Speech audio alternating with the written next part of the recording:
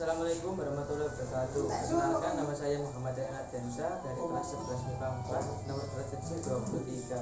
Saya akan menceritakan tentang masa perjuangan salah satu pahlawan nasional yang bernama Sultan Agung. Sultan Agung adalah raja ketiga Kesultanan Mataram yang memerintah pada abad 1613 sampai 1645. Sultan Agung mengantarkan Mataram menjadi kerajaan terbesar di Jawa. Sultan Agung lahir pada 1951 sebagai cucu pendiri kerajaan Mataram, Panembahan Sejopati. Nama kecil Sultan Agung adalah Raden Mas Rangsang. Sultan Agung adalah keturunan Panembahan Hanyakrawati dan Ratu Mas Aditya Banawati. Sang ayah adalah raja kedua Mataram. Sang ibu adalah putri Pangeran Benawa Raja Pajang. Pada versi lain mengatakan bahwa Sultan Agung adalah putra Raden Mas Damar, Pangeran Purbaya, cucu Ki Ageng Giring. Dikatakan bahwa Pangeran Purbaya menukar bayi yang dilahirkan oleh istrinya dengan bayi yang dilahirkan oleh Diah Banawati. Ketika berusia 20 tahun, Sultan Agung dinobatkan sebagai Raja Mataram, menggantikan saudara tirinya Pangeran Martapura yang menjadi Sultan Mataram ketiga selama 1 hari. Rangsang secara teknis adalah Sultan Mataram keempat, tetapi ia umumnya dianggap sebagai Sultan ketiga karena penobatan saudara tirinya yang Duranggrahita hanya untuk memenuhi janji ayahnya kepada istrinya Ratu Tulungayu, ibu Pangeran Harya Martapura.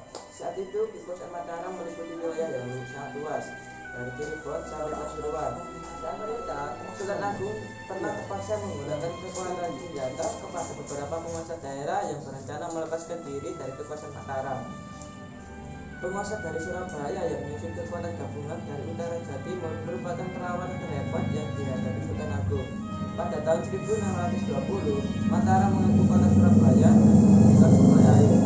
Tumenggung Baureksa saat itu sebagai Bupati Kendal dikirim untuk menaklukkan Sukadana dan Ki Jurukiting dikirim untuk menaklukkan Madura.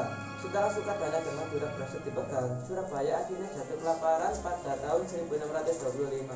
Sultan Agung menguasai Jawa Barat, yaitu daerah Cirebon dan Sumedang. Verenigde Oost-Indische Compagnie atau VOC mulai memperlihatkan ancaman di tanah Jawa dengan menduduki beberapa wilayah seperti Batavia pada abad ke-17. Belanda menuntut hak monopoli perdagangan, sementara Sultan Agung mau berdagang dengan bangsa manapun yang membuat keduanya bentrok. Pada tahun 1619, pertentangan Mataram dan VOC mulai terlihat. Setelah Surabaya, Mataram kemudian beralih ke Banten yang posisinya cukup dekat dengan Batavia sehingga dapat menjadi penghalang. Sultan Agung menyatakan perang ke Batavia setelah VOC menolak tawaran damai dari Mataram pada April 1628. Pasukan Mataram tiba di Batavia pada 27 Agustus 1628 di bawah komando Tumenggung Baureksa. Pasukan kedua tiba pada bulan Oktober di bawah komando Pangeran Madurareja dengan total 10.000 prajurit. Perang terbesar terjadi di Benteng Hollandia, namun karena kurang perbekalan, Mataram terpaksa mundur. Karena kekalahan tersebut, Sultan Agung menghukum mati Tumenggung Baureksa dan Madurareja. Mei 1629, Sultan Agung kembali menyerang Batavia yang dipimpin oleh Adipati Ungkur dan Adipati Jumina yang berangkat pada bulan Juni. Kali ini prajurit yang dibawa mencapai total 14.000 orang yang bersama lumpuh beras di Karawang dan Cirebon. Sayangnya VOC mempunyai mata-mata dan berhasil memusnahkan semuanya, membuat Mataram kembali mengalami kekalahan. Strategi Sultan Agung selanjutnya adalah membendung dan mengotori Sungai Ciliwung yang menimbulkan wabah penyakit yang bernama kolera. Gubernur Jenderal VOC J.P. Kon meninggal akibat penyakit kolera tersebut. Karena 2 kali gagal menaklukkan Batavia, daerah-daerah bawahan Mataram mulai berani melakukan pemberontakan. Pemberontakan pertama dilakukan oleh Ulata Sembayat yang berhasil direkam pada 1630. Sumedang dan Ungkur juga melakukan pemberontakan pada tahun 1631. Pada 1640, Sultan Agung berhasil melakukan gelobangan dengan mengirim utusan Pangeran Selarong. Selama masa kekuasaannya, hampir seluruh Pulau Jawa berhasil dikuasai oleh Mataram.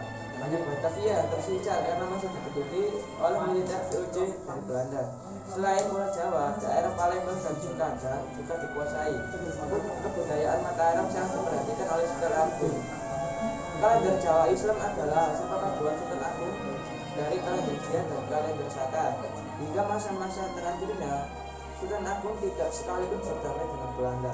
Pada tahun 1645, Sultan Agung meninggal dunia dan posisinya digantikan oleh Amangkurat I.